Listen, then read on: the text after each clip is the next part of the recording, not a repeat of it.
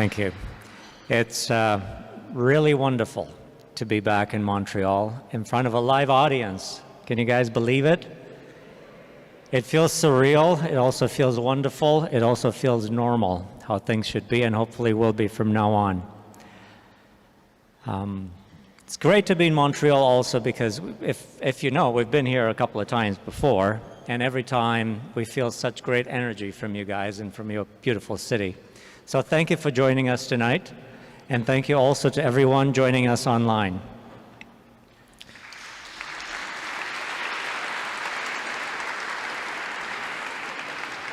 This year feels special for us at Side Effects. First is the fact that we can host an event this way.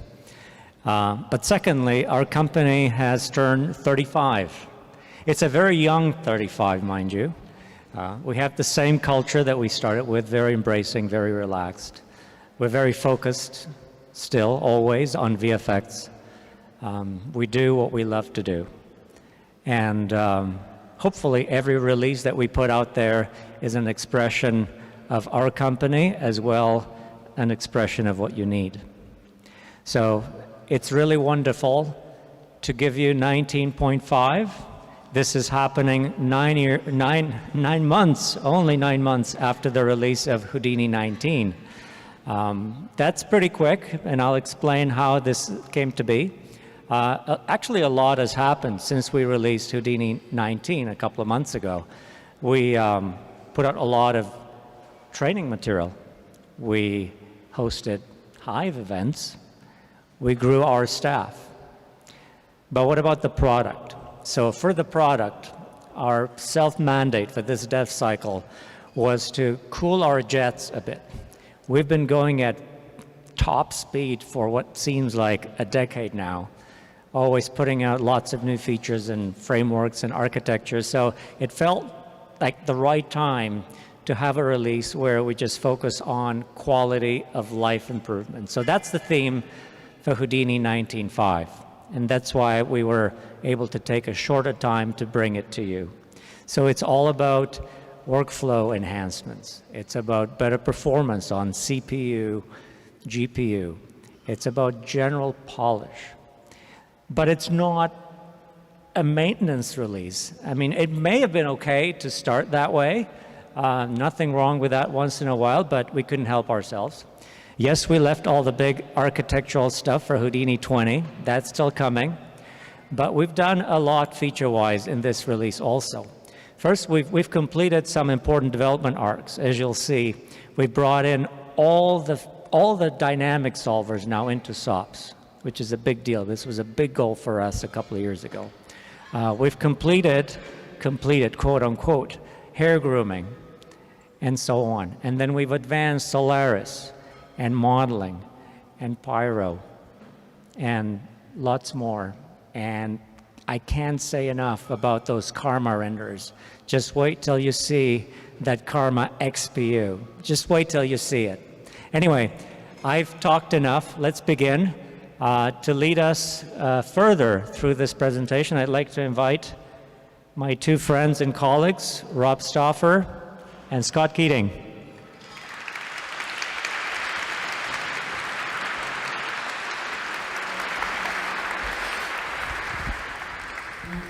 Thank you, sir. Thank you, Kristen. So it wasn't that long ago that we introduced you all to Solaris. It was our lighting, look dev, and layout toolset within Houdini. And since then, Solaris has matured quite a bit. In fact, I'm happy to say that lots of studios have started to adopt Solaris in their pipelines and have been using them on productions all over the world. It's matured quite a bit. We introduced some new brush tools in Houdini 19, and with 19.5, we've enhanced those brush tools, and we've even made it even easier for you to make your own brushes. We've added render region support. We've added things like subsurface scattering to Karma XPU. We've also worked hard at encapsulating a lot of the mysteries and intricacies of USD to make it easier to understand. A new scene import node that makes it easier to bring in things from the rest of Houdini so you can take advantage of Solaris lighting and rendering, as well as even utility nodes like a motion blur lop to make it a little bit easier to deal with motion blur. So with that, I'm going to turn it over to Scott to take you through some of those features. All right. Thanks, Rob. So let's just do it. Let's dive right in. So we're going to start out with some brushes, but before that, we're going to start with the render region. So the render region, I mean, this is something people obviously want. With Solaris, the whole viewport is kind of a live IPR render, but it's still useful to be able to zero in on something, just render in the area you're interested in, especially when you're doing something like this. So here we've got one of our new brushes, which is kind of like a spray paint brush, a scatter brush, something that allows you to paint lots and lots of assets really quickly, give them nice orientations and so on. We can also use a nudge brush to kind of tweak their positions over time. And really, this is just meant to sort of speed up your workflow a little bit, let you place a lot of things quickly. And again, that render region to dive in and start rendering little pieces of your scene, just verifying, what the viewport and the render are going to give you in the end. So what we're going to do now is try out another little brush. But before we do that, we're going to talk about how these assets that we're using can be stored in these different libraries. So here we're loading up these wood assets. So this lets you sort of categorize your assets and load them up when you need them. So wood or rock or plants or whatever, and keep them in separate libraries rather than one massive library. And in this case, we're using a new brush called the stack brush. And this basically does exactly what it says it does. It stacks things on top of each other. You can see these planks being stacked up. We sort of randomize which assets are being pulled from. We align things to the ground plane or whatever you're colliding with, and so on. But it can sort of give a slightly unnatural result, obviously. So this is almost like a brush that starts, and then you use things like the nudge brush to sort of move them into a more natural position. I mean, obviously, sometimes you actually do want to stack. Of course, you could use physics as well to do the same sort of thing if you would like to. Again, none of these are groundbreaking things. They're just like, they make your life a little easier as you're doing common tasks for these types of layouts. And again, of course, the sort of benefit of working in Solaris is you get this ability to go directly to your render, see exactly what you're doing as you're doing it. So here we're just going to do a quick little wipe using our render gallery. So here, we just have the before and after. Again, nothing groundbreaking, but it's just a really convenient fact that as you're working and as you're storing these variations, they show up here in your render gallery. You can compare them, like, did that work? Did I actually make it worse? Maybe I want to revert my scene. So all these tools are starting to become mature enough that you can really get into sort of a groove and feel like you're working quickly and getting the results that you're looking for. Another brush here is a line brush. And if you've ever built anything in SOPs before, this might have even been one of the very first things you've ever built, which is essentially a line with instances copied along that line. So this is a really useful tool, especially for things like this, like architecture, things that are sort of static like this. Again, just letting you lay things out really rapidly without having to place everything one at a time. But it's also a pretty good indication of how you would build a brush like this. So in our new brush system, you can easily build nodes like this. And if you've built a tool that copies a bunch of things to a line in SOPs, you're about 70% of the way of building your own brush, because inside this brush is just a SOP network that does essentially the same thing. And we'll jump to a quick little render as well, just to verify how things are looking here. So it's not just things like this, though. There's also brand new tools like light filters. So light filters are filters on lights, and they act kind of like what you would expect real-life light filters to do. So in this example, we have these 3 nodes. These are our base sort of filtering nodes. They're Material X nodes. And in this case, it's a gel, and it acts just like a gel in real life. It affects the color, the exposure, typical things that you might put literally in front of a light in the real world. We also have a gobo light filter, and this allows you to project things through the light. And you might be saying, like, well, I've been able to do this before. We've had lights that could do these kinds of things, and that's absolutely true. What light filters gives you is the ability to build these little networks to control multiple lights. So if you want to bring down all of the lights in your scene one stop, you can just apply a light filter to it. Here's an example. We have the barn door filter, which acts very much like the barn doors we have on some of our default lights. But again, if somebody hands you a scene with a whole bunch of lights in it and they don't have barn doors, you can apply this light filter, apply barn door lights to them. And the great thing is you can combine them all together. So you can see that I enabled all three of the shaders, and now I've got the gel, the barn door, and the projection, the gobo, working all at the same time. And when you work with these default nodes, these sort of base light filters, both XPU and Karma CPU will render the effects. As you can see, we switch back and forth. But on Karma CPU, you can actually build Material X networks. So it's not just these base nodes. So we're going to start out with a pretty standard sort of gobo. It's just a texture map of some trees that are getting projected through this window. And now we're going to add a gel. So the first thing we're going to do is maybe make it sort of a moonlight kind of a scene. Then we're going to build a little network to modify some of the light coming through the window. So a lot of times when you have like things outside the window, there's big things that cast shadows, and then there's little things that affect the light, but you don't really see them as shadows cast on the ground. You just kind of feel like a difference in the overall lighting. So we're just going to use these Material X nodes to create basically some noise. And you can see we're using this to affect not necessarily the color, but just the exposure. And when we combine those things, now we've broken it up even more than the gobo did originally. Probably too extreme, so we bring it down a bit. And now you get that sort of dappled light that happens when light goes through leaves and things like that. So these light filters are really powerful ways of modifying your scene in a sort of a procedural way. And again, of course, these can be wrapped up and used on any lights that you would like. So let's take a look at another example here, a pretty classic sort of projection onto a screen. So we're going to use this network to do a couple of things. First of all, we're going to use it to blur our image. But then we're going to drive that with a ramp. And so this is just using the projected UVs to do kind of a radial ramp. And we're kind of emulating maybe like an old lens or something like that, something where it gets blurry around the edges. And again, of course, you could have generated a texture map and done this, but then you had to go and generate a texture map every time you want to get this kind of result. The nice thing about this network is that it's editable in this live sort of way. Here we're just tinting that same sort of blurriness with another color. Again, this kind of almost make a feeling of like, again, an old dirty lens or something like that. You can tweak the blurriness, and now you've built a nice little tool that, again, you can apply to any of these projected textures that you might want. But like I said, it's not just a light thing, it's multiple lights. So here we've just got a bunch of lights lined up against this grid, and we're going to build a little network that just filters the light based on the distance to where it's hitting. In this case, we're going to use these ramps that are technically part of Material X, but also developed by us to give that power to you, the users, because Material X doesn't actually have ramps. So we're sort of filling in the gaps here and providing those tools. But you can see we can change these lights by modifying this network in a pretty simple kind of way.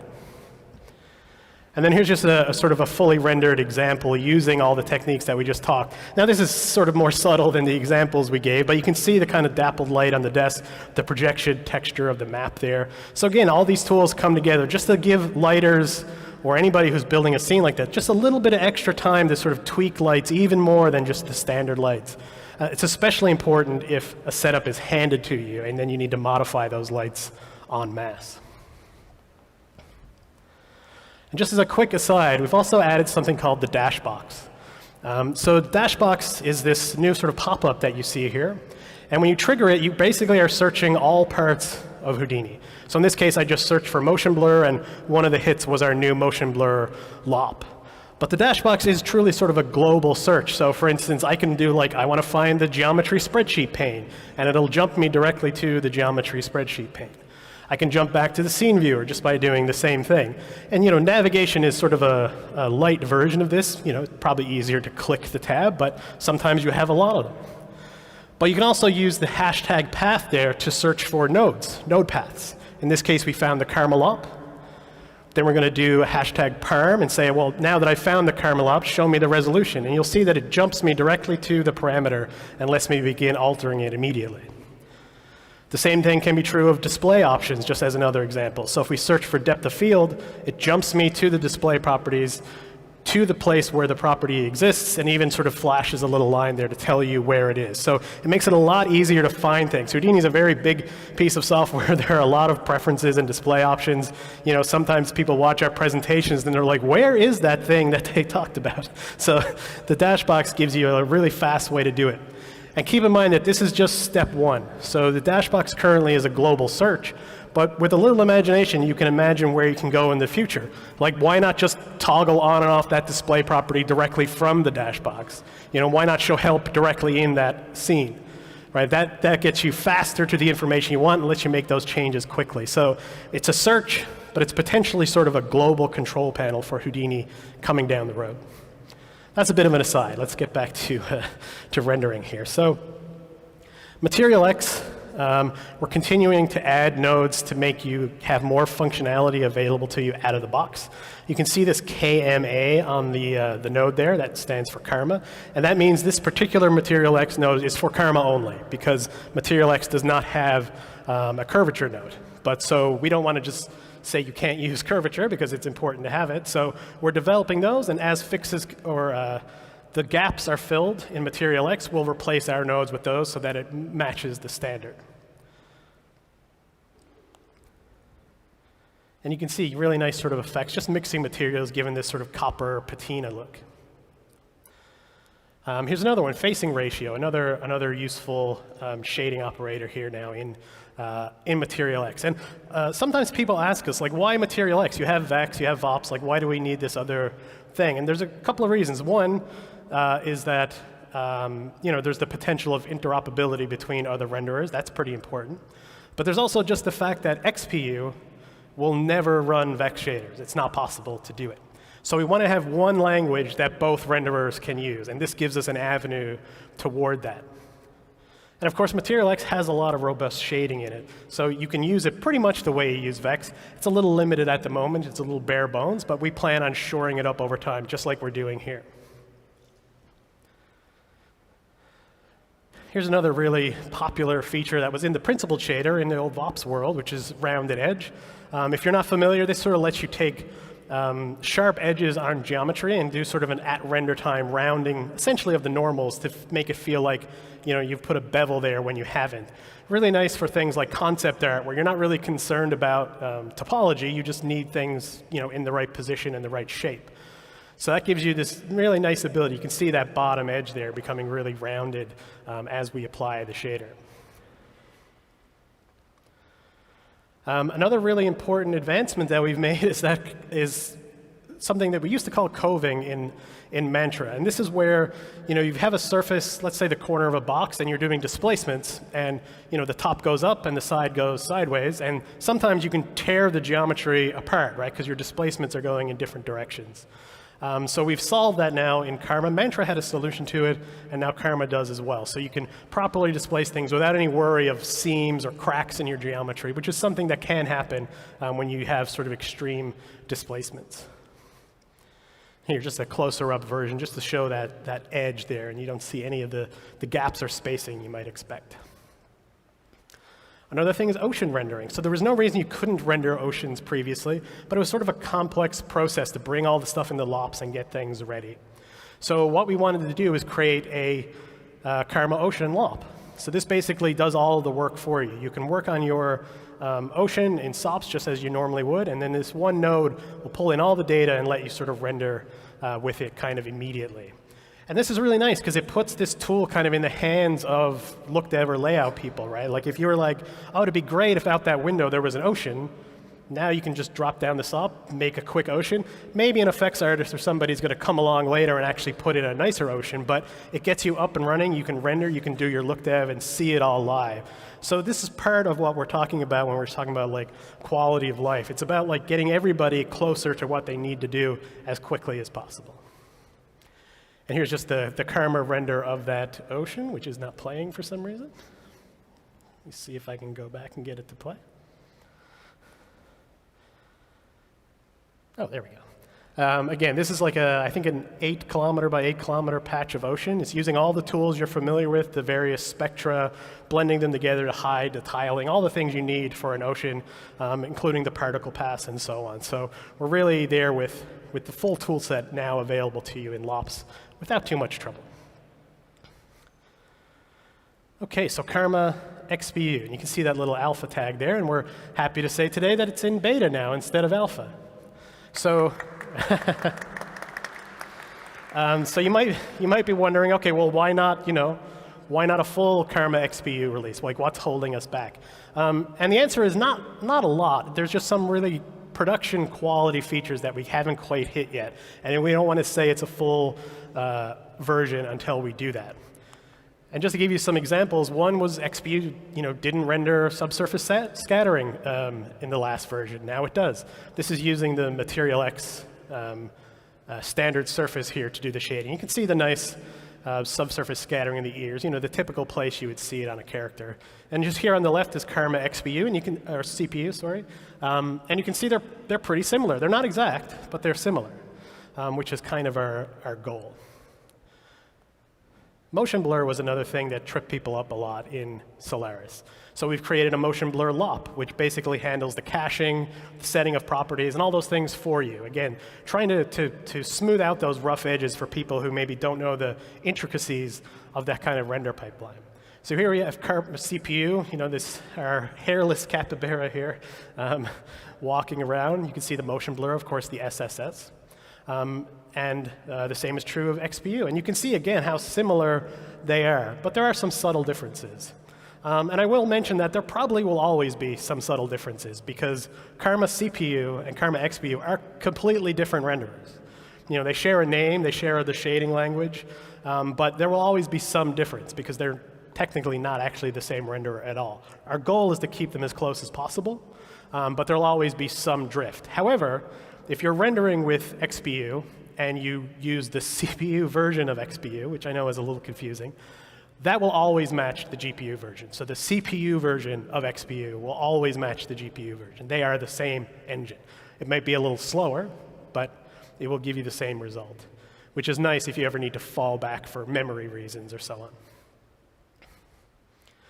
So here's just a quick example. You might even remember this from the last launch if you watched it. And this is like a little demo scene that we had some people build as kind of a fake commercial. And we basically asked them, hey, can you just re-render that in 19.5 and tell us what the results are, what's different, try it in XPU. And we got some really nice feedback. So you can see in the upper right corner there, 2 minutes approximately, 2.5 minutes for the XPU frame that you see there. But a nice sort of benefit was also that CPU itself was faster. So we're constantly, again, we're making those improvements, trying to speed up all of these things. We're not just relying entirely on XPU to be the fast version of Karma. We want everything to be as fast as possible, especially because the reality is, at least for the next couple of years, maybe not 3 or 4, but at least 1 or 2, not everything can fit on your GPU. If you're rendering huge effects, you're looking at 100 gigs of RAM, not 16 gigs of RAM. So there's always going to be a place for these kind of renderers, at least in the near future. Here now is just the video playing, just to give you an idea that even though we're saying XPU is in beta, you can render scenes with it. It's absolutely a capable renderer, a fast renderer, something that will give you really good results. Like I said, we're holding it back just because we don't feel fully comfortable that we've hit all those high-level, or I should say low-level production quality issues here. But certainly for most scenes, general scenes, you can absolutely use XPU. So now we're going to move on to KineFX, and I'm just going to invite Rob back up on the stage to do a little intro. Hey, thanks. So that's 19.5 dot release, and all that is in Solaris, which I think is pretty amazing. Lots of great stuff in there. Material X, like Scott went over a lot of Material X networks and nodes. We are committed to making sure that Material X is fully supported by Karma. Speaking of Karma XPU, it's looking amazing, I think. And if all goes well, we're hoping that early to mid next year, that we can take off that beta tag and make it Karma XPU Gold. So let's hope. So up next, we're going to talk about character and character effects and creature work. We're going to start with KineFX. But overall, this has been sort of a midpoint release for a lot of this stuff. We've added more mocap controls, better filtering for imported data. The crowd's got a little bit of a boost with a new look-at system that Scott's going to take you through. Grooming continues to improve or grow as a complete tool set. We have mirrored brushing and combing with support for asymmetrical grooms. which is really nice. So yeah, we have a lot of good stuff there, and Scott's going to take you through. All right, thanks, Rob. Right, so KineFX. And we've included our crowd tools in KineFX in this particular presentation. I mean, they're technically separate things, but the reality is the crowds tools ingest KineFX rigs. So they're kind of the same system, even though they kind of overlap in certain ways. So let's take a look first on some filtering that we're going to do. So this is a way of taking some motion, typical motion that you've brought in, and smoothing the data out. So this is something that happens quite a lot. You get some sort of noisy data and you want to smooth it out. And so this smooth motion SOP basically lets you do that. It's a dedicated node to smoothing motion, as it says. Of course, we took it a little further. You can include attributes in there, so it's not just the transforms, it's any attributes that are on the points can be smooth. Color would be an obvious one here. And I want to point out that we're using the Butterworth filter, which if any of you are character effects people or character rigging people, you'll probably know the Butterworth filter. It's sort of a very popular filter people like for doing this kind of smoothing. But let's just take a look at sort of a more obvious example here. So we've got this character on the left. That's just some mocap that was brought in. And it has, the pretty standard problem you'll get with mocap, which is sort of jitter, either caused by maybe a low quality capture. Maybe it's been compressed. There's all sorts of reasons you get that kind of jitter. Maybe he stepped behind something that couldn't be tracked. There's lots of reasons. On the right, we're using this Butterworth smooth filter to basically cut out the high frequency noise. So you can see, especially on the toes there, that we've mostly removed that, right? Of course, it works with low frequency as well. Now here we've made a very exaggerated version of the smoothing just to show you that you can smooth the bulk motion as well. But obviously, you start getting drifting and sliding and things like that. So the best option is to use all the KineFX tools that are already available to you to sort of blend these two rigs together. Maybe I want a low frequency smooth on the shoulders and neck. Maybe I want a high frequency smooth on the feet and hands or something like that. So you can really mix these things together and smooth it out, along with all the other tools we have for locking the feet or stabilizing joints and so on. And speaking of that, here's a fun example that our animator, I should say, we have one, animators at Side Effects, who's took on this sort of like little experiment for himself, which is basically to, keyframe some animation, this sort of complex action of doing the monkey bars, and then using a bunch of the tools to add either simulation or secondary motion to them. So basically on the left, you have the full keyframed animation. As you move over to the right, basically the lower half of the body has some ragdoll animation on it. Then the red has the secondary animation and cleanup, and by cleanup we actually mean the smoothing filter, for instance, just to remove any of the jitter you can get from a ragdoll sim.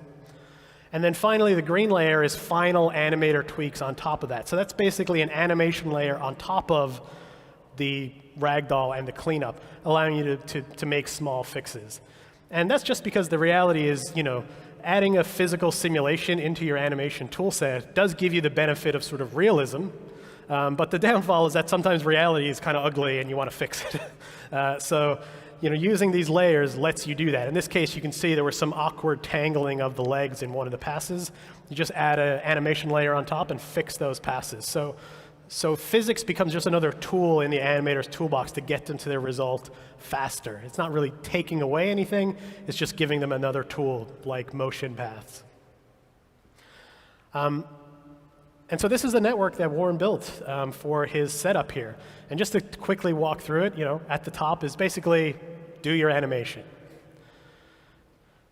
Apply your ragdoll simulation, do the smoothing and so on, and then tweak the results. So something interesting here is that, you can see by this network that this isn't necessarily a linear process, right? What happens is this network kind of becomes an animation scratch pad where you're like, oh, I'm going to do this bit of animation here.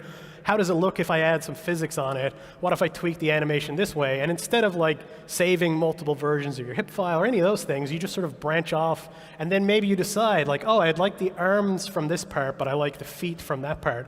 And so you begin blending those things together, right? So it takes all of your work and just lays it all in front of you and says, well, how do you want to assemble this back into your full animation? So just show you again, just so now you have sort of an idea of what's going on. And it's pretty cool as you go left to right. There's places there where, things look interesting, but, maybe a little too out of control. And by the end, as we get to the green layer, we have a sort of a nice, pretty believable simulation / animation of somebody traversing some monkey bars. But of course, it's not just about the character. So here's another example Warren did where he wanted to have some rigid bodies interacting with the characters, right? So this is a pretty common issue with animation, right? It's not done in isolation. It has to interact with other elements in your scene. But typically what would happen here is an animator would animate probably with no physics at all, just like a rigged table or something like that. Then they would do a pass and hand it to an effects artist who would take that and try to simulate it, and then the animator would say, oh, it's a bit too fast, maybe he should grab the table here, maybe he should do this. And it creates this long feedback loop where it has to go to effects and back and effects and back. What's really nice here is that Warren did all of this. So this was all built in his animation network. He set up the rigid bodies, he set up all these tools, he did the fracturing. And it's not that this would be used in the final result. I mean, certainly an effects artist is going to go and add dust and debris and probably tweak a lot of things, make the shattering more interesting. But what it gives him is the ability to actually interact directly with the simulation, see the results, and immediately start tweaking it, rather than, again, going through this long feedback loop that can happen. So again, everybody ends up kind of doing the same job, but it's passed off in very tight circles instead of these long paths. Here's just an example of our capybara friend. He's got fur. We gave him some dignity now and put fur on him. And here we're just using the retargeting tools. So we take that same animation that we did before, but we've applied it to this capybara rig. So this is another really useful point, is that an animator can actually start working immediately, before they even necessarily have the final rig, and just use all the kit effects tools to say, again, oh, I've got a new rig, fine, I'll do a little retargeting here, I'll do an animation layer there, I'll bring all this stuff together. And in this case, for instance, the capybara's arms and hands are very different than that stick figure, and so we had to use joint locking and things like that to actually lock the hands to the handlebars. So again, this is a layering process. Animators layering on physics, layering on retargeting, working up to a final result to give the best. Now, of course, this could be taken much further than this. There's there's definitely some oddities. Apparently, he falls at the end, so maybe you should do that again. But it's just an idea of like how far you can go with these workflows, all the way to basically a completely different character. And that kind of leads us into character effects.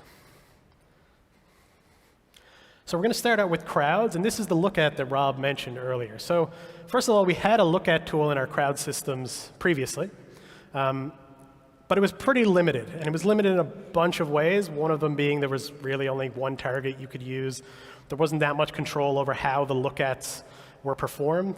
But here we've really pulled that apart now and had tons of options. So in this case, the blue robots have a 20-degree field of view. The orange have a 70-degree. And you can see that basically the blue ones only look at things directly in front of their faces. They don't look at anything else. Whereas the orange ones, they'll pick up that something is coming towards them from a long way away. So this is just a way to add variety to your agent. Maybe this particular type of agent is very focused, so they're not looking around. But maybe this one has a very wide field of view because they're worried. I mean, these guys kind of look a bit worried here. But there's also something like attention span, right? Like when you're walking around and you're looking at things, you don't necessarily see something interesting and then just stare at it until you can't see it anymore, right? There's usually a time that you kind of lose interest in whatever you're looking at. So here's just two sort of extreme examples where on the top, they basically have infinite attention span. And so long as they can see it, they'll look at it. Whereas on the bottom, we gave them very short attention span. So you'll see as this thing goes by, they look at it, and then they kind of look away, and then they see it again, and they look at it again, and they look away. So you have a wide range of possibilities here. But you can see, even in this very simple example, how just adding that, there's no keyframed animation here, adds this character to the character, right? They start to feel like they're in the world, basically.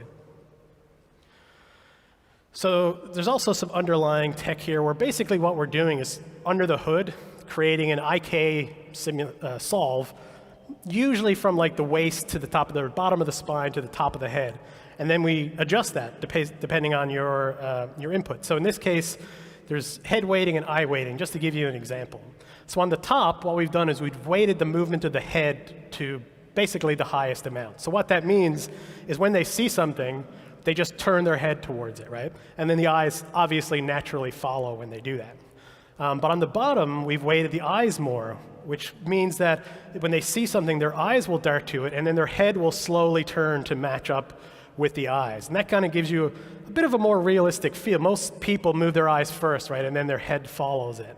And so you have a lot of options there for, again, making things look more believable just by tweaking the weights. And we just did the head and eyes here, but of course it could be the whole spine, whatever you want to include in that IK chain. So all of our examples so far I've had a single look at, but in this example we've just scattered, you see those little sort of spheres there, we've just scattered them on a grid. And the agents will walk around and look at whichever one they see. And based on their attention span, they'll look away and find another target. Or they won't find a target and they'll just look forward.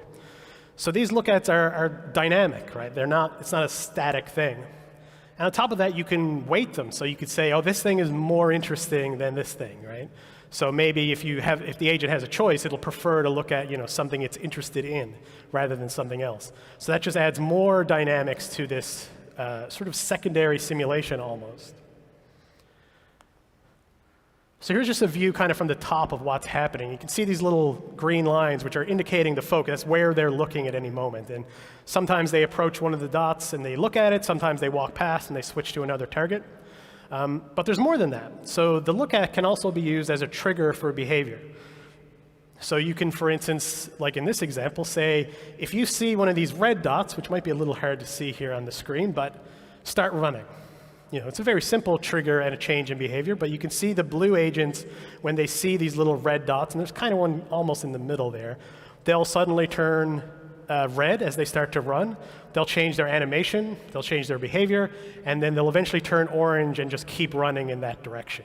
So the look at is not just to tweak the crowd in the sense of looking at things, it's also a way of triggering behavior, which means you can have things like when they see danger, maybe they want to run. If they see, whatever, probably an explosion, let's face it, there's probably an explosion. So they're going to run from the explosion. It's whatever is useful at any given time. And when you see it rendered like this, even though these are all like the same blue agent, and really their only behavior is to randomly wander or run away, but just by adding that look at, it really gives a lot of life to this scene, right? This is a very simple crowd scene with essentially two states. And yet you occasionally see them kind of nervously look around. You'll see a guy run through the center of frame now in a second with his arms out. So, you get this behavior with just a few things. And you can imagine, if you actually layered on real, more realistic behaviors, you would have a much more believable crowd. Of course, speaking of that, here's a more believable crowd. They're still basically just wandering, essentially randomly. The trick here is that they're actually looking at each other. So there are no look-at targets in the environment. Instead, we've said, hey, if you have dark clothing or light clothing and you see somebody wearing the opposite color to you, and they're heading toward you, so not if they're walking away, but if they're coming toward you, look at them. So now you get this feeling that the crowd agents are actually interacting with each other in some sort of meaningful way. And as we pull out here, I also just want to mention that, this is not just for close-ups or for hero versions of crowd agents. You can apply this to every agent in your scene, right? There's not a huge performance hit in doing this. So you have a lot of benefit. You can add this to every character you want. And a final note I want to make here is that this is part of the crowd solver. It's inside of our DOPS, our dynamics context. But there's also a SOP version of this. So the SOP version can't use triggers and things because the simulation is done. But you can still modify the agents in SOPs using this lookat, which is really nice because it means you can do a generic crowd simulation. Maybe there's complex behaviors and all that stuff, and you don't even want to get into thinking about lookats because it's not relevant to your scene. Bake all that out and then apply the lookat to it in basically a real-time sort of environment where you can grab things and move them around and see how they interact with it. So much like Rob mentioned us trying to move things into SOPs, this is more. It's like we want to make more of these tools available to you outside of the simulation context because artists are sort of familiar and feel at ease in SOPs. So again, it's a 0.5 release, so a lot of the things are like continuations of things that we started. So here's some more updates to our muscle simulations. And this is a pretty simple one, but it solves a real problem. And a lot of these problems we've now learned from our users, right? That's one of the benefits of putting a tool out there is people tell you what they think of it. And so you can start making adjustments based on that. And a really common problem with any sort of character simulation, whether it's muscles or cloth, is bulky sort of characters like this. They put their arms down by their side, and there's no room for anything in there to live, right? Cloth will get trapped in there. Tissue will get trapped in there. And so what these things basically are these things that don't really affect the simulation in terms of the velocity and so on, but they will act as a collider. And so when the character puts its arms down, these sort of rigid plates that we're talking about there, these rigid spacers, basically just ensure that there will be a gap in that area for your simulation down the road. We're also starting to play around with these ideas of retargeting muscle and tissue onto different characters. So in this case, we have the bruiser on the left who was fully rigged with the intent of using it on that character. And then on the right, we have this totally different character, totally different size and shape, still, essentially the same anatomy. And we want to retarget all the muscles and bones onto that character so that we can just start running sims there. So, do a setup once and propagate it to all of your other characters. And this is basically using our retargeting tools for skin, topo transfer. And the basic workflow here is to set up landmarks, just as you would expect between your mesh for, in this case, the bruiser, and your mesh for the sort of troll character. And then do the topo transfer, so you have the same mesh now transferred to the troll. And then we can use our new point deform node, which has a lot of new options to make point deforming better, to essentially use that skin to deform everything inside of it. So it basically drags along the bones, the muscles, the tissue, all the stuff that you would need for the next step of your simulation. So this is a really nice workflow that it's not really even a new tool per se. It's really just like a discovery, that we made as we were producing new tools, saying like, hey, you can actually get pretty far just with the tools that exist. And now that, of course, has inspired us for the future to think about, well, can we make this more robust? Can we make this into a more sort of solid example? But you can see you can get pretty far just as it is.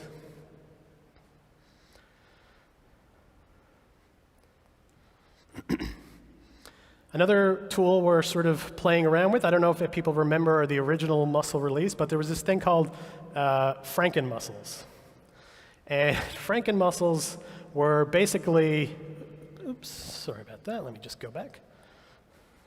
There we go. Franken muscles were basically the idea that you could sculpt a bunch of muscles and then combine them into a single muscle. And the reason you might want to do that is a lot of times, like things like your deltoids, there's actually multiple muscles in there, but most of the time they kind of work at the same time. They usually don't do too much that's that different. But in this case, you can combine them, but still have them trigger as if they were separate, still have them flex and move as if they were separate, but they're technically one mesh.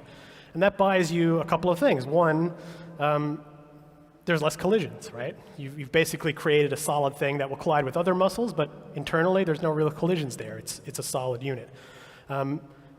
You're also gaining some performance and usually memory as well, because again, you're not dealing with all the complexities. So this just gives you an option. Not everybody's going to need this, but if you have a character and you don't need, full hero fidelity muscles on this character, you just need a feeling of muscles under the skin, this can get you a long way there at a faster rate. So again, really, it's a 0.5 release. We're moving towards those workflows. So the capybara here is fully rigged up. It's got muscles.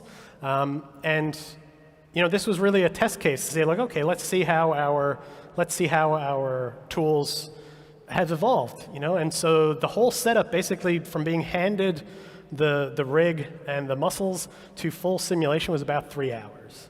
So that means a person can, take something and get a result pretty quickly. And that does include the tissue, by the way.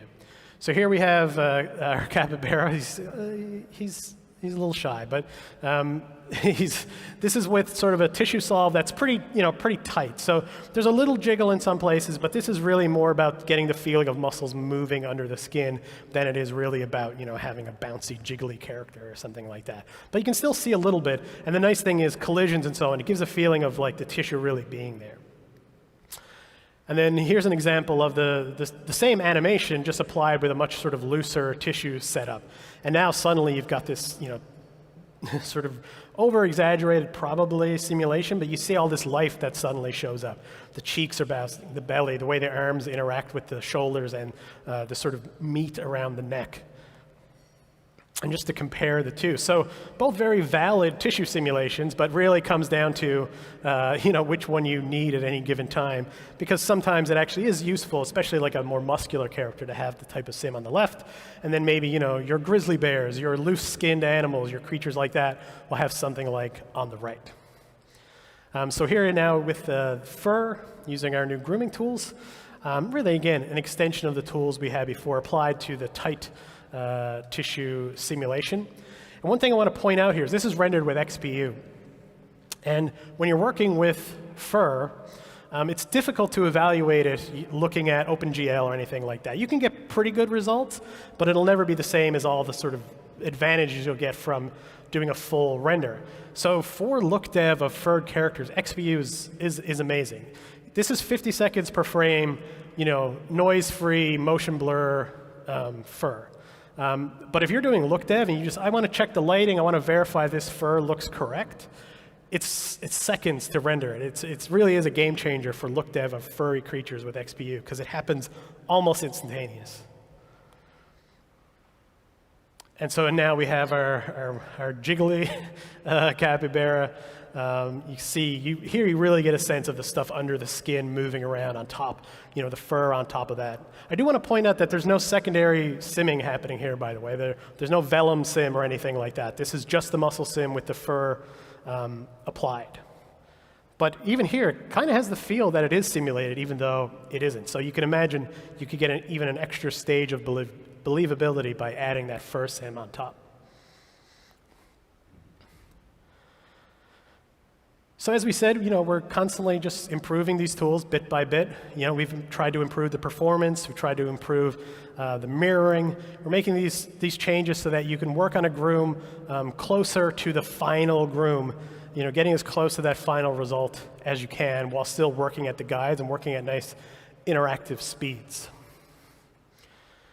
Here's the result of that, again, rendered in XPU. So it sort of raises a bit of a question, though, right? So we've got this character, and it's so complex. I forget. I think there's 4 million curves. There's a lot of hairs on one of these things. They're very hairy things. So we've done that, and then maybe we want to add like a little bit of a sim or something to it. So here's just an example of just adding just a little bit of wind to the fur. And the question becomes, well, how do I actually render this, right? Like, how do I get this high-res fur into Karma? And up until now, the answer was generate 5 million curves and then store them on disk and read it back in, and you've got your fur, which is not a great answer because that's a lot of potential data, especially if you had lots of these characters. So some of you may know that Mantra actually had something called a fur procedural. And what that basically was is that you could take this hair generation network, and when you went to render it, it generated the curves at render time. So it was never stored to disk. It just handed the render of the curves and said, here's your high-resolution fur. And it's a really, really useful tool because it saves tons of data, saves caching things out. The problem is it only worked with Mantra. So as soon as you were trying to render with a third-party renderer or something, you were out of luck. You were back to baking everything out. So in 19.5, we've introduced something called Husk procedurals. Husk being the thing that generates renders through Hydra to USD and so on. And what a Husk procedural allows you to do is exactly what I just said. You have a network, a fur network. At render time, it generates the fur and it hands it off to the renderer. The wonderful thing is that if you're a Hydra render delegate, you can now consume these procedurals. So here you see Karma XPU, CPU, Arnold, and RenderMan all generating this hair at render time. Right? So they're taking the guides, they're generating this hair at render time to get this result. So again, saving you tons of data, tons of caching out. And we don't have an example here, but there's actually 2 modes. So you can take a full high-res simulation that groom that you've produced anywhere, maybe it's Houdini, maybe it's somewhere else, and then just deform it at render time. So maybe you do want to generate all those curves, but you only want to do it once. You don't want to do it on every frame. So you can actually use the new fur and hair procedural to deform the hair. And technically speaking, the technology that allows this is much more generic than that. So in the future, what you're going to start to see is almost generic geometry processing happening at render time through this Husk procedural with networks that you build. So not like this, with our hair procedural is essentially a fixed sort of pipeline. But down the road, you'll be able to build your own sort of network of nodes and have those generate things at render time, which is very exciting. Obviously, fur is an easy example, but you can imagine just about anything that you would like to build at render time that maybe you don't need to see all the time as a really, really useful feature. OK, so we're going to move on to modeling and side effects labs. And once again, I'm going to bring up Rob to introduce. Thanks. Well, let's talk about muscles first. I think we're getting some really nice results from what we saw today. We're getting closer. We feel really good about it. There's a couple of things left that we feel like we want to make sure that we get in there because we want to ensure that we're delivering reliable, realistic results to you and to your clients. Grooming, we're working on an all-new feathering system going forward, including art-directed feathers. With crowds, we have things like artistic controlled motion paths. And of course, we're working with KinEffects. We're moving towards all new animation and rigging system for Houdini 20, including dynamic rigging and adding physics to your animations within the viewport. So very exciting stuff going forward. Modeling. So we've talked a lot tonight about quality of life. We want to continue to up that quality of life for you, provide amazing tools, make life easier for you, give you more interaction in the viewport. So we continue to strive to improve that as much as we can. With the amazing Side Effects Labs team, they continue to create great tools like the Polywire UV tool and the new ambient occlusion tool to help, again, with that quality of life. So again, back to Scott to go through some of those tools. All right, thanks, Rob. All right, so let's start off with the curve tool. We introduced the new curve tool in Houdini 19. It has a ton of features in it, but we weren't quite done. We want to add some more.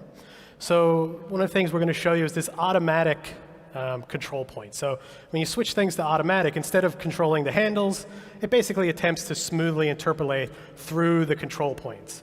What that means is, obviously you get these rounded corners, but also you can sort of move things around in a much easier way. But if you want to go back to Bezier handles, you absolutely can. So this is a per point control.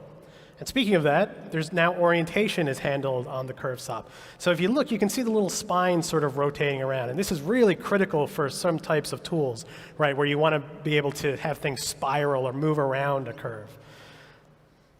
So the combination of those things allow you to then take that curve tool, embed it in an HDA. Here's sort of a classic racetrack HDA, probably one of the first HDAs you ever built if you've used Houdini.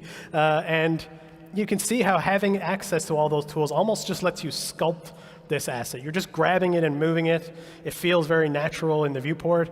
If you want to bank that curve, you turn on your orientation handles and you just go ahead and bank those curves. So not only does the curve stop give you these tools, but then the curve stop can be embedded inside of other tools, giving you a lot more control. Of course, you can drive all this stuff procedurally as well with orientation along curves, other nodes like that. But this is a really nice interactive version of it.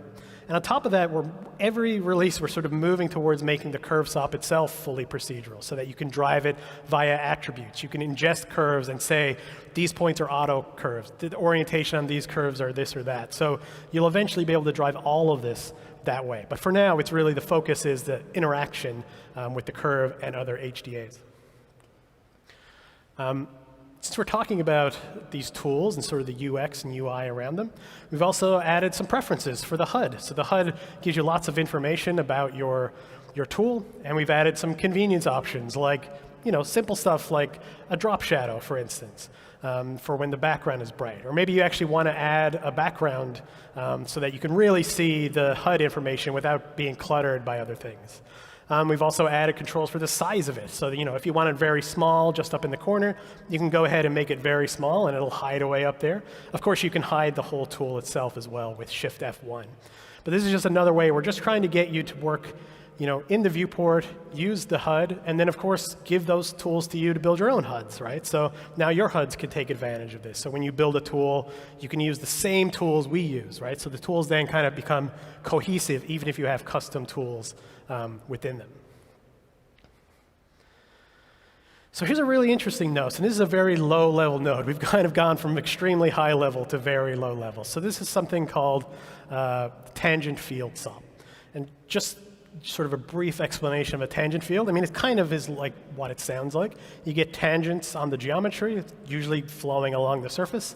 And the goal of this node is to make those as smooth as possible, right? So they follow the geometry in logical ways. You can see the ones, on the hard edges following those hard edges. You can see the ones on the surface following those surface. It can also be calculated on the primitives themselves, so you have a lot of options. And if you look at these little red dots, they might be a little hard to see on the screen here, but there's these little red dots called singularities, and that's places where you have to internally split the mesh apart so that you can calculate these. It's almost like a parametric set of UVs that we create for this node so we can generate the tangents. But you can imagine, with some control, some interesting effects you can get. So here's just an example where, the long sort of yellow vectors that you see are just an attribute on those points that point in some random direction. They're just rotating around. But you'll see all the other tangent vectors smoothly interpolating, trying to account for the directions that you've set on those attributes. And again, this is just an example, just kind of drive home the idea of smoothly transitioning between these tangents and interpolating over the whole surface. It's not local, it's the entire surface. And where you can go, this already kind of looks like, a starting groom setup or something, right? But you can imagine driving particles from this, or using this to generate geometry where maybe these kinds of patches and directions are important. So here's a suite of tools, really, from Side Effects Labs dealing with cleaning up scan data. In this case, some photogrammetry of that sort of castle that you see in the lower left there. And here's a great example of how a suite of tools doesn't necessarily have to be directly related to the task, right? So here we've got this physical ambient occlusion, which is basically trying to get the ambient occlusion support that we have closer to something that you might get from a ray tracer rather than the kind of rough approximation that we have already. And you can see some really, really nice results here on Crag. And there's more options for peaks and valleys or generating kind of dirt masks and things like that. But at its heart, it's just various types of ambient occlusion. So, what does that have to do with mesh cleanup? Why do we care about finding the peaks and valleys or so on? Well, the answer is that, these meshes are complicated. You want to reduce the data. You want to reduce things in areas where you can't see them, for instance. That's a very useful thing. So occlusion can be used to say, hey, you know what? We can really smooth this part of the model a lot because you can't see it, basically. Or it's like, oh, these are the edges, and people are going to spot that silhouette, so we don't want to smooth there, So you can generate masks with the ambient occlusion, just as an example. Now, this is a really interesting part of this tool set, spectral feature transfer. So imagine you've done a scan, and a very typical problem is that you've got grass or bushes or small objects in your scan, and they rarely scan well because it's really hard to get around, every flower in your scene. You're not going to walk 360 around it and take pictures, right? So there's always missing data. It's noisy. You want to clean that up. And so what the feature transfer allows you to do is kind of essentially a smoothing operation to begin with, where we smooth out those details, try and remove it, in various ways. It kind of gives you a mesh that's, it's okay, but it doesn't really look like what it should. It doesn't look like what it's supposed to be. And then this last stage, which is kind of really the feature transfer part, is kind of think of it like a clone brush in Photoshop or something. It's finding the good areas and then transferring that detail to the bad areas, basically. So it tries to fill them in with data that makes sense, even though it's not technically part of the scan. And of course, the idea then is that you go back with your plant assets or any of your cleaned up assets and you scatter them back on, you fill out the environment like this. And just as an aside, this is Unreal Engine 5 using nanites. So you see this super high detail mesh, and it looks great. So this is, again, a suite of tools that technically aren't related, but all together allow you to get to this kind of result. And continuing on with this sort of suite of tools example here, here's this really cool poly scalpel tool. And we're using the exploded view here just to show where things are breaking apart, but basically cutting geometry with other pieces of geometry. At its heart, that's what's happening here. Sort of like a Boolean. Where it gets really interesting as soon as you start thinking about curves, right? Where you want intersecting curves to find those intersections, you want to cut those curves. Any curve network can benefit from a tool like this. Essentially a way of almost finding intersections and then adjusting the geometry based on where those intersections are occurring. And you can see it's nice and accurate. You get very accurate results with these overlapping curves, which is actually pretty difficult to calculate. But it's not just generic curves. It's also things like this. Think of this basically as some kind of room builder, where you're drawing a footprint using curves, and then you want those footprints to cut up the geometry in useful ways. Cut up the hallways between rooms, cut up the rooms, maybe add geometry to cut doorways and things. But again, basically you're just using geometry to cut other geometry in a convenient way. A nice option here is this snapping option that was added, where basically, if you're cutting lots of geometry with other pieces of geometry, there's a pretty good chance you're going to think you snapped something to something, and then there's going to be a small sliver of geometry there. So this really just helps you with that. It helps snap geometry to other pieces of geometry without doing too much distortion, based on the geometry that's around it. And now here, again, a bunch of these tools sort of working together, but one of the most common problems, certainly in games, but absolutely in film and visual effects as well, is cities, roads, anywhere where you've got a whole bunch of geometry that intersects, and you need to procedurally generate roadways between them. But not just that, you need UVs on that geometry. It can't intersect with each other. You want to be able to cut the geometries in ways that make sense, and this whole suite of tools kind of builds that for you. Also includes things like adding geometry patches, which we'll see here just in a second, which means that you can add pieces of geometry to cover up intersections. Maybe you've got specific geometry with specific UVs that need to go over those patches. Or in this case, maybe you need to round the corners of those intersections in order to add, a sidewalk in a sort of medieval kind of setting or something like that. But either way, again, a whole suite of tools dedicated to a task, but each of them with their own individual uses, right? Yes, they're targeted towards this large use case, but each one of them sort of individually useful in their own way. And speaking of individually useful, this is a great tool for, again, kind of dealing with these wire networks. Tree is a good example, where you may have specific needs for how the UVs need to be laid out, right? Different uses have different ideas. If this is something somebody's going to sculpt on and it's going to be a unique tree, maybe you want to pack everything into one UV square. If you're doing tiling textures, maybe you want them to go outside, 0 to 1 in UV space, but just not overlap each other. Or maybe you do. So this tool provides a lot of options for that. And then what's really cool is to see it interact here with our KineFX tools. This is using rig pose to basically pose this tree. And this is kind of the point we've been sort of iterating on over the release here, is to say, tools don't necessarily have to have a specific function. Like, what if they just all kind of work together? Why can't you just rig a tree just to pose it, right?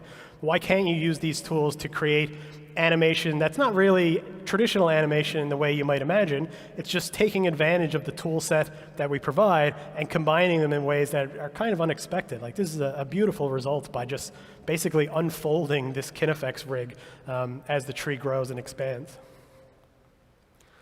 Of course, just a nice sort of beauty shot of some of the trees that this tool is able to generate. It's really nice.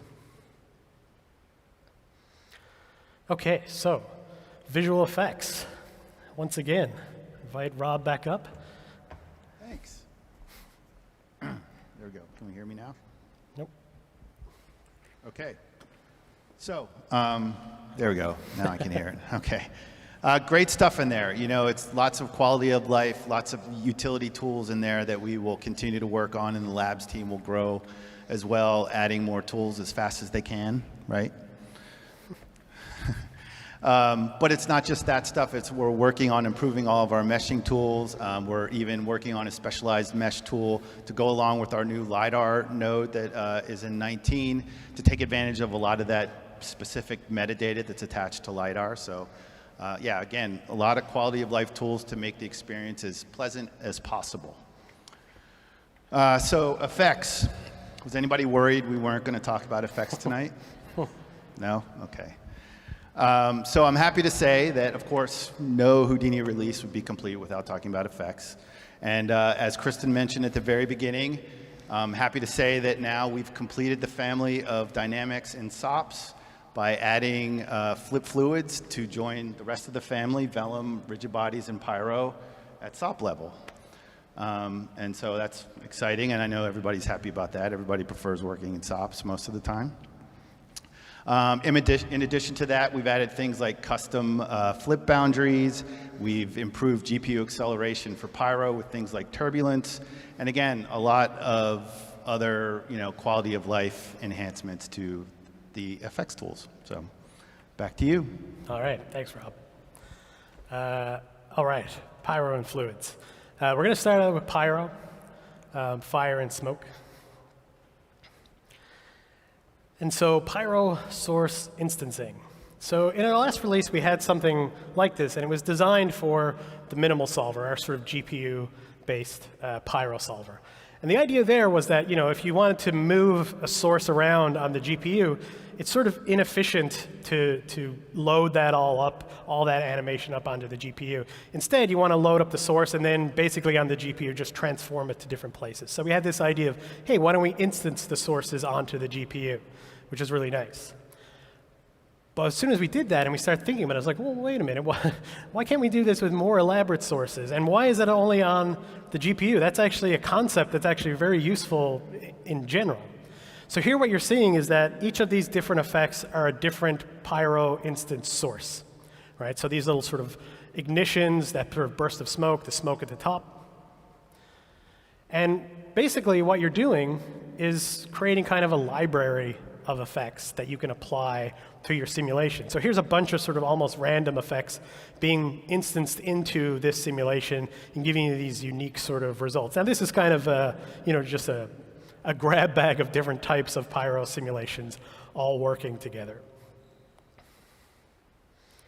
Of course, it does continue to work on the minimal solver on the GPU. So in this case, we have that sort of arcing source being moved around there in real time. Of course, there's no real good reason to just drag this around like that. But if you are placing your instances in your scene and you want to get that feedback, it is actually useful to see how they will interact, if this instance was here versus there and so on.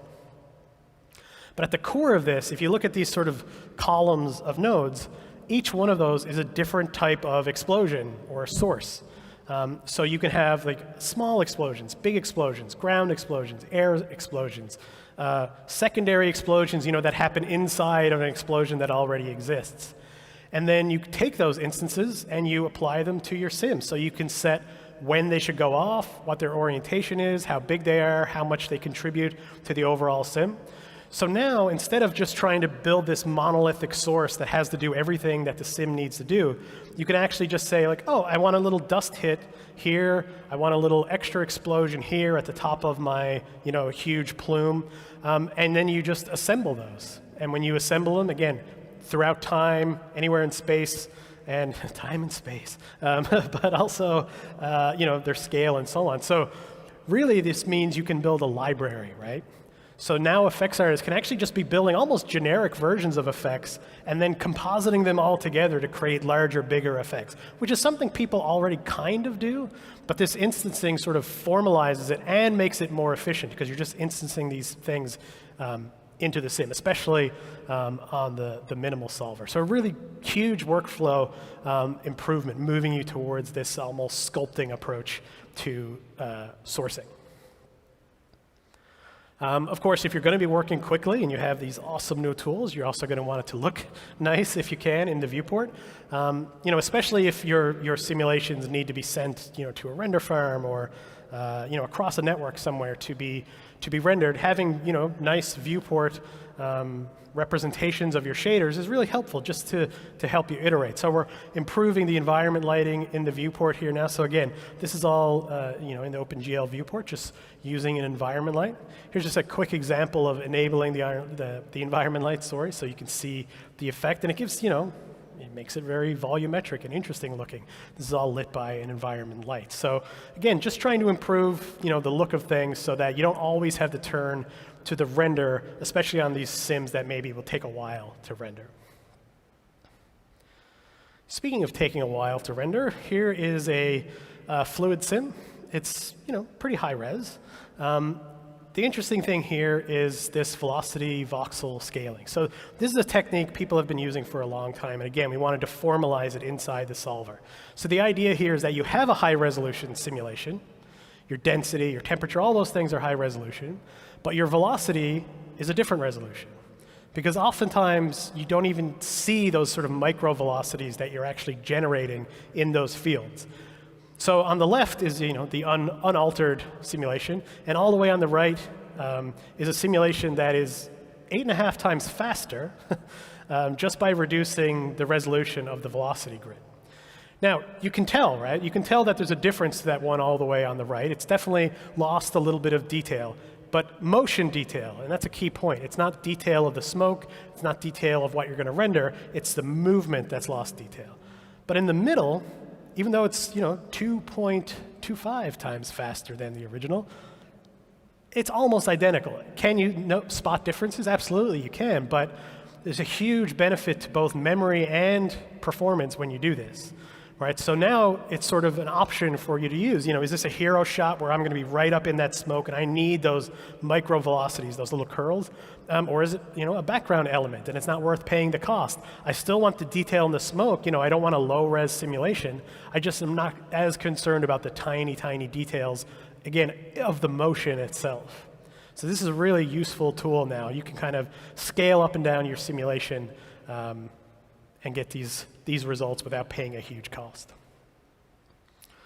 We're also, continuing to work on our exports of these things. So you can generate all this stuff, but what if you work in a real-time scenario, and you can't deal with these massive simulations?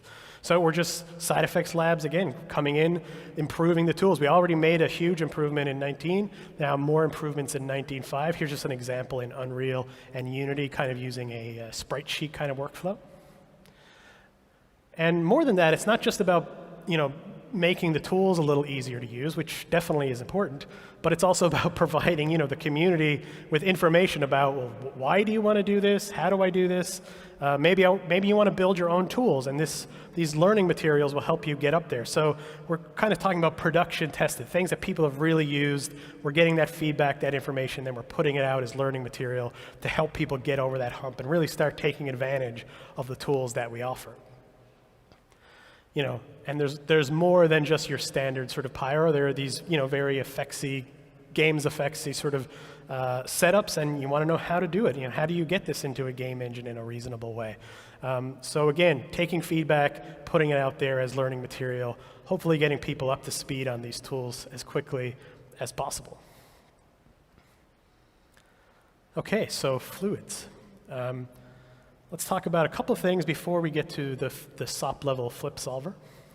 And we're going to start out with the ocean spectra. So you saw this render earlier in the presentation, using the ocean LOP. But underlying it is a new Encino waves support. So Encino waves are kind of just basically a new library of waves. And the controls to get at those waves are much simpler than the standard sort of setup we had in the past. So if you look at this, they all look like waves, which is obviously the goal. But under the hood, it's a little easier to use. It's easier to get to an ocean that looks believable, and the controls are much simpler.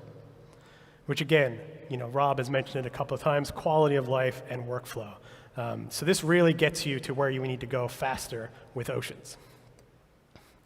Here's a really interesting tool from Side Effects Labs. So if you look close, you'll see this sort of wake traveling through the water there, and that's something called a Kelvin wake. So this is a type of essentially deformer, really. It's not even really a simulation. It's something that generates these wakes, and then you can add them to your ocean. So it's a really nice, convenient option if you don't want to run a full simulation on this stuff. You just need something that indicates a wake behind it really quickly. And this essentially works in real time because, like I said, it's not really a simulation at all.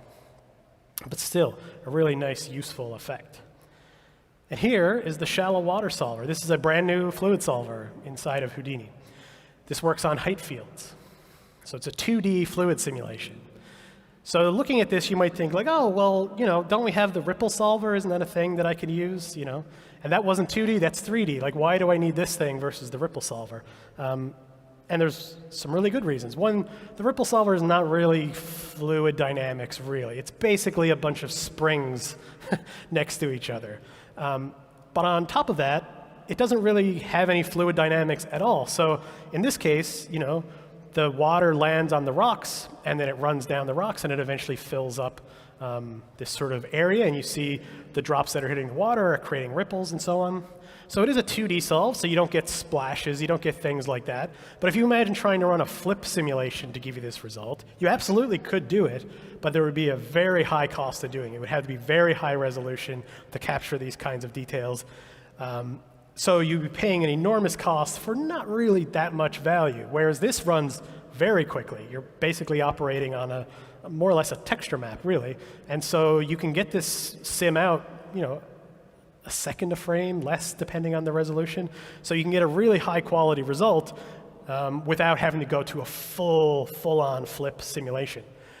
And the nice thing is, because it is in our height field workflow, you can do things like, hey, I want to bake that out as a texture map sequence, or I want to bake that out and then start doing things like smoothing areas that I don't like, or maybe I want to add some noise, and you just use the height field tools to do it.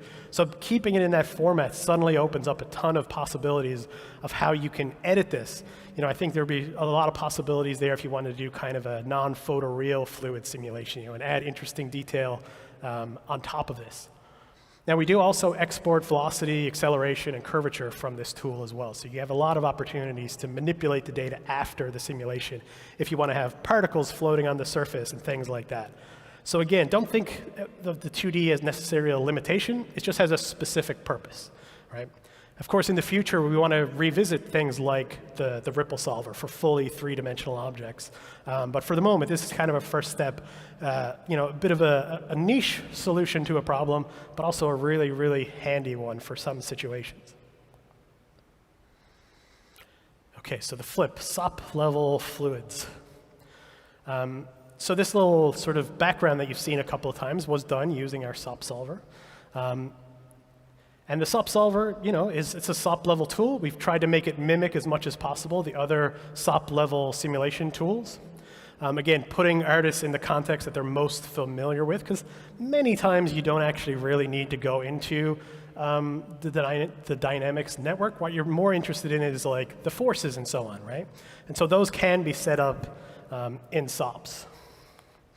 And of course, we have a whole suite of tools to support that. These are all new SOPs to help you get up to speed with this new workflow. Because it is a little different. It's more volumetric based than it is particle based, even though the sim itself obviously has a particle element to it.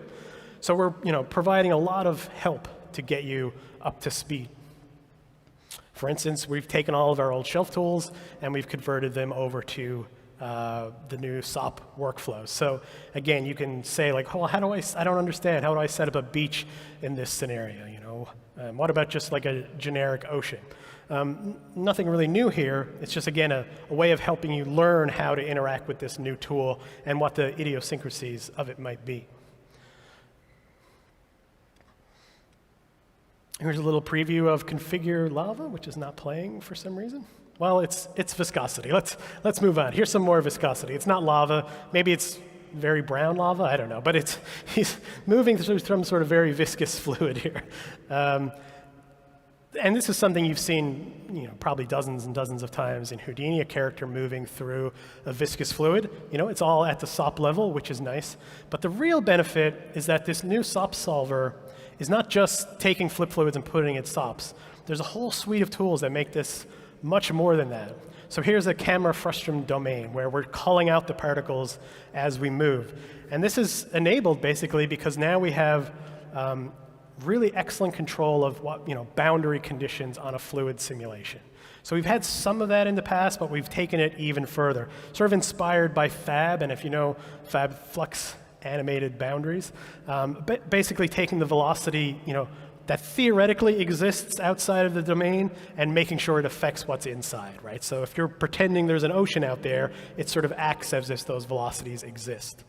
But we're kind of going further than that. It's not just the velocity boundaries. We have hydrostatic boundaries and pressure-based boundaries. And that gives you much better interactions with the edges, less things like reflections from the edges where, velocities get a bit confused. And it also means that because this is all now volume-based, you can have these custom boundaries. You can see this crazy boundary not only changing, not only sort of spiky and oddly shaped, but changing shape over time, right? And you might look at this and think like, well, that's neat, but why would I ever want to do that? Why would I want that in my simulation? And maybe this example doesn't prove it to you, but start thinking about how you can optimize your simulation to get exactly the data that you want. I'm just trying to get that slide to start playing, sorry. There we go. So in this case, we have this animation path. And, maybe you only want to sim right around the character, right? But you still want it to move dynamically through the environment. Or maybe you do want a full path. Or maybe you want to do a low-res full path and a high-res close-up and then merge them together. Maybe you want to have two completely separate sims that eventually interact with each other just briefly as they cross over each other, right?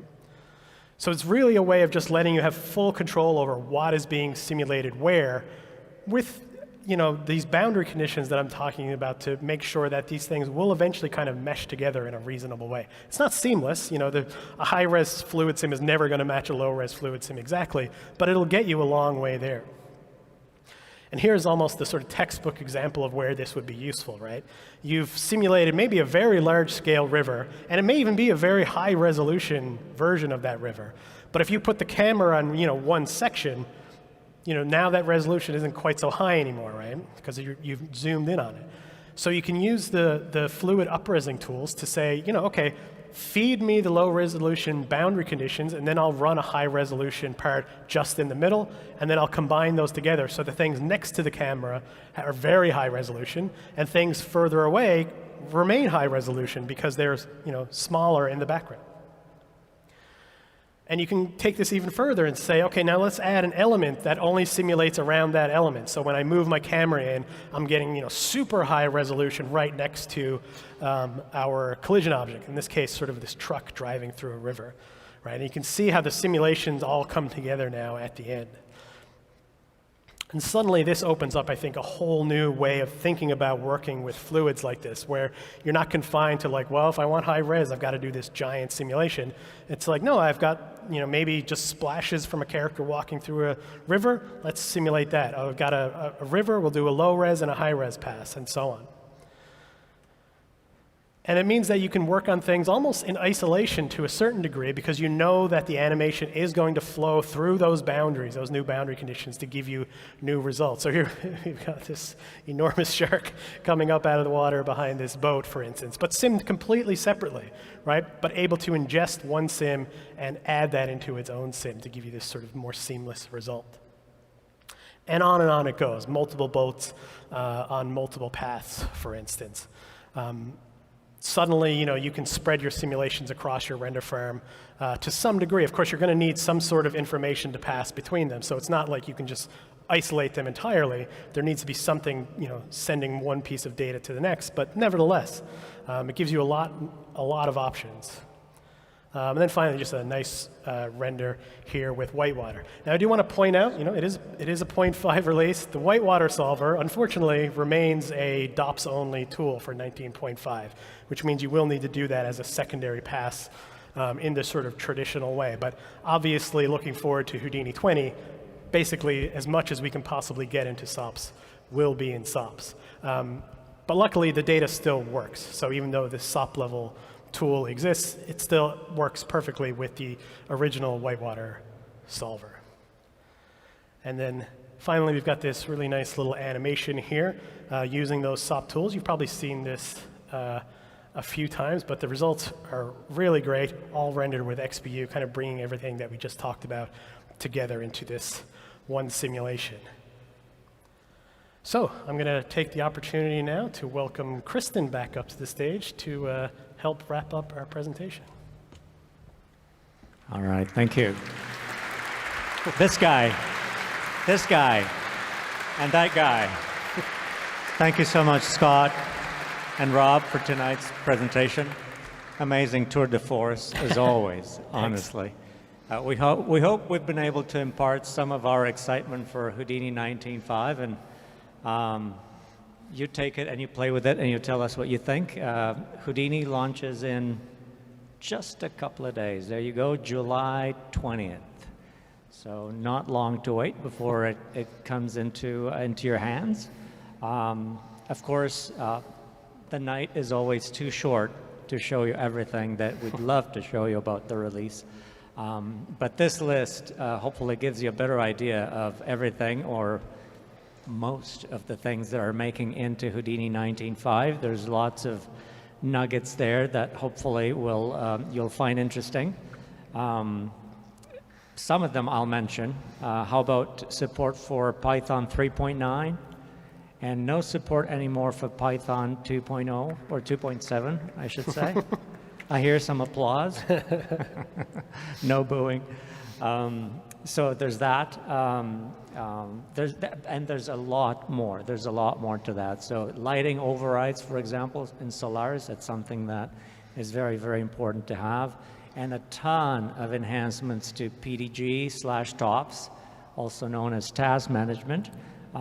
That's now a very mature part of Houdini. It's enjoying broad attention and broad adoption. And would you believe it that we launched it on this very stage, if you remember, Scott, exactly 3 years ago. So time really flies. All right, and that's just the stuff that went into Houdini 19.5, but a good chunk of effort, a good part of our team actually tunneled under 19.5. The idea being that they're working on features and frameworks, architectures that will see the light of day in Houdini 20 and after that. And a lot of those are inspired or are exact, implementations of many of your wishes, some of them your gripes as well. We don't always respond to the forums, but do know, please, that we watch and we listen. So we're planning in all the work that we do, before and in the future, we plan for implementing those wishes, but we have to do that in a kind of steady fashion, and also in a way that's sustainable for us as a team. So please bear with us as we get through each and every wish you have. Eventually we'll get there. We also have a long-term vision for the CG pipeline, especially now in this age of super high performance machines and extreme demand for large-scale procedural computation, and we're talking to studios to make sure we get it right. It's really a paradigm shift that we have in mind. But that's all over the horizon. For more of the near to midterm, you heard some hints from maybe one or two from Scott. You heard a bunch from Rob. Really the big one is skin effects, like full-on rigging and animation with embedded physics into kineffects. That's the big one coming. That's the big train coming to the station. Feathering was mentioned as well.